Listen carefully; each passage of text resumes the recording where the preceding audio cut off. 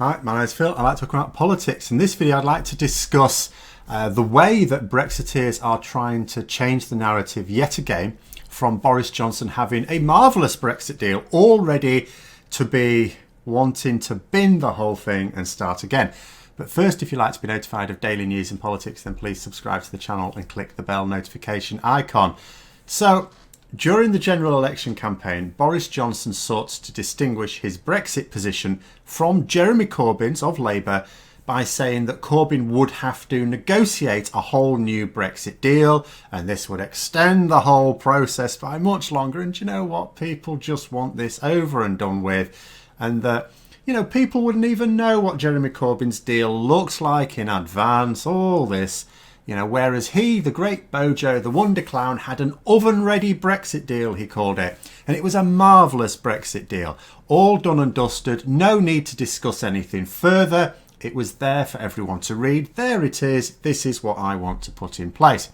And the Express, one of the only two right-wing newspapers, I think now, mainstream media at any rate, still batting for Boris Johnson, echoed this sentiment.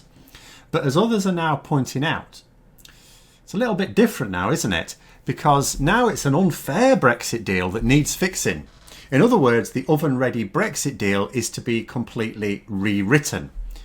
Except, of course, it isn't, because there are two parts to the withdrawal agreement, just to recap. First of all is the legally binding portion, and second is the political declaration. Now, without complying with the political declaration, there cannot be a Brexit deal. But without the legally binding portion being adhered to, it's hard to see how there can be a deal with anyone. You know, this will be because we'd be reneging on two international treaties unilaterally. No agreement with anyone else. The Good Friday Agreement is impossible to remain in place if we don't follow through on the Northern Ireland Protocol, part of the legally binding portion of the withdrawal agreement. And that is written not just into British law, but international law. Imagine going to Japan. Liz Truss at the moment is trying to talk up the talks with Japan. Oh, we're going to get a great deal with Japan. Are we really? So you try and go to Japan to negotiate a trade deal.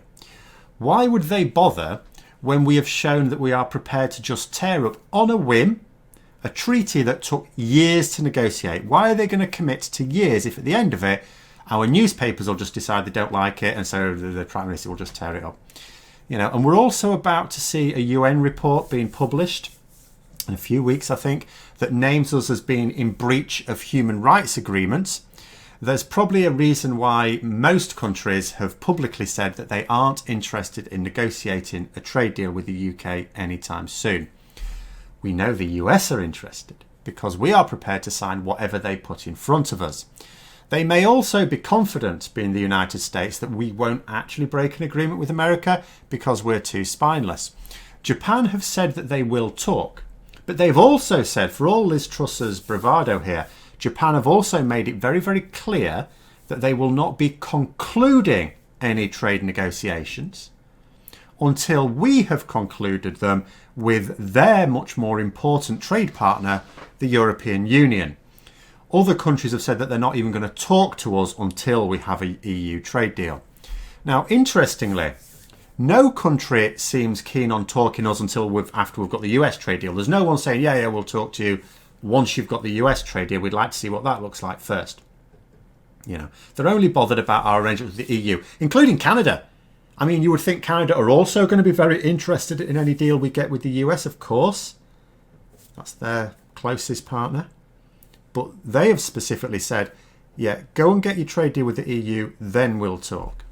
So the situation really comes down to this. Boris Johnson said he had an oven-ready deal, and it was a great deal for Britain, and it was all signed, sealed and delivered.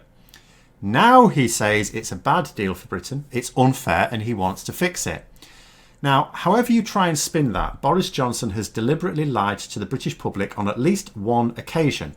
So either he was lying when he said he had a great deal for Britain back in December, or he's lying now by saying it's a bad deal when it isn't. I mean, of course, it could be that they're both lies, but at least one of those has to be a lie. And this isn't a movement. We're not talking about the Brexit movement that can have lots of different voices in it and they can have disagreements within those voices. This is one man, our Prime Minister, single person who said this 6 months apart. I'm not even going to bother to discredit the army of blinkered supporters who were telling me 6 months ago that Johnson's deal was a triumph and now tell me that it's a crap deal and Boris Johnson is quite right to try and change it. They're irrelevant, utterly irrelevant. I'm irrelevant. We're all irrelevant because we lost our relevance the day after the general election. In fact, we deliberately voted away our relevance the day enough of the country, it's not a majority, but enough of the country voted for a party that is known to break its election promises. All that matters now is Boris Johnson and his Conservative MPs.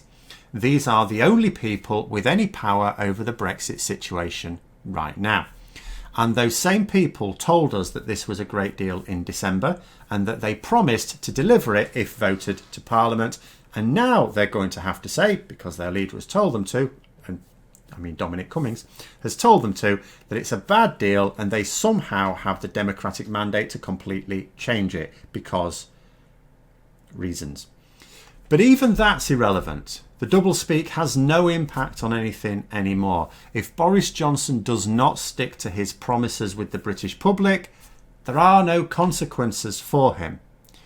By not sticking to his promises with the EU, however, we can't get a deal with by far the most important market on earth for anyone, but also because they're on our doorstep, that heightens the importance.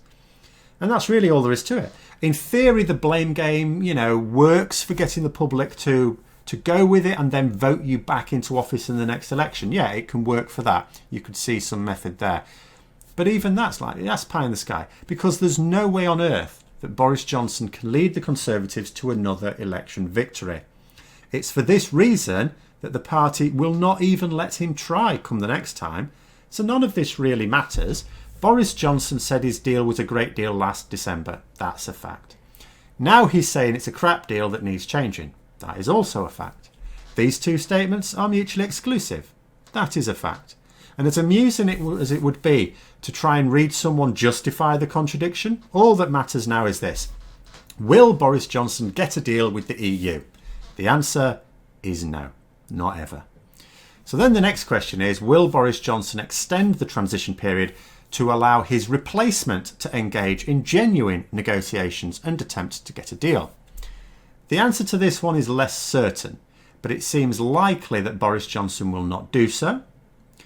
If he's replaced before the end of the year, would a replacement? No, and that's what makes this a bit of a less certain one. Whilst Boris Johnson remains in charge, I'm quite sure the answer would be no. But the actual answer for that will have to wait until the end of 2020. But it remains like this. If that happens, we don't extend, and of course we're not going to get a deal, then the next Brexit battle becomes January 2021, when we are struggling to get food and medicines into the country. There's lots of other things as well, but those will be crucial in terms of the public mood. Will at that point people demand that the government do something about it? And I mean really demand, in the same way that people in America, and perhaps this country, but it's too early to tell just here yet, are demanding that their elected representatives finally do something about systemic racism. We'll have to wait about 7 months to find out for certain, but it will be interesting to try and identify any turning of the tide a little sooner perhaps. So I hope you found the video interesting. If you did, don't forget to click the like button. If you'd like to support the channel further, please also click the Patreon link for details. And until next time, I'll see you later.